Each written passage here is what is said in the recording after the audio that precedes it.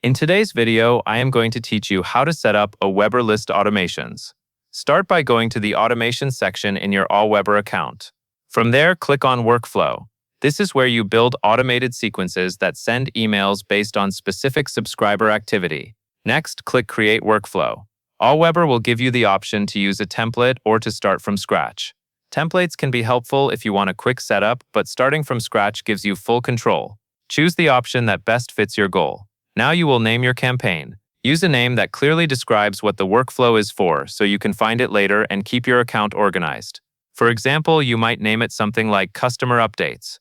Once you have entered the name, click Create to open the workflow builder. At this point, you need to select a trigger.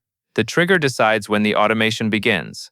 If you choose On Subscription, the workflow will start when someone joins your list. This is a common choice for welcome sequences or onboarding emails. If you choose Tag Applied, the workflow will start when a specific tag is added to a subscriber.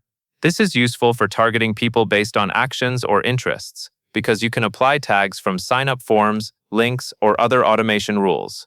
Once your trigger is set, add your first email. Drag the send message action onto the canvas, or choose one from your drafts if you already have emails prepared.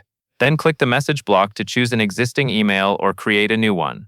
Make sure the subject line and content match the goal of the workflow, because this is the first message subscribers will receive in the sequence.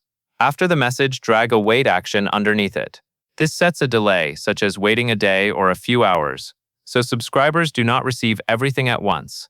The wait time helps you pace your communication and keep engagement steady. To continue building the sequence, repeat the same pattern by adding another send message and another wait beneath it. This is how you create a multi-email automation that delivers content over time. When you are finished, click Save and Exit.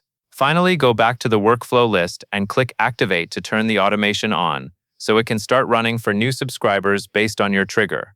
And that covers everything you need to know.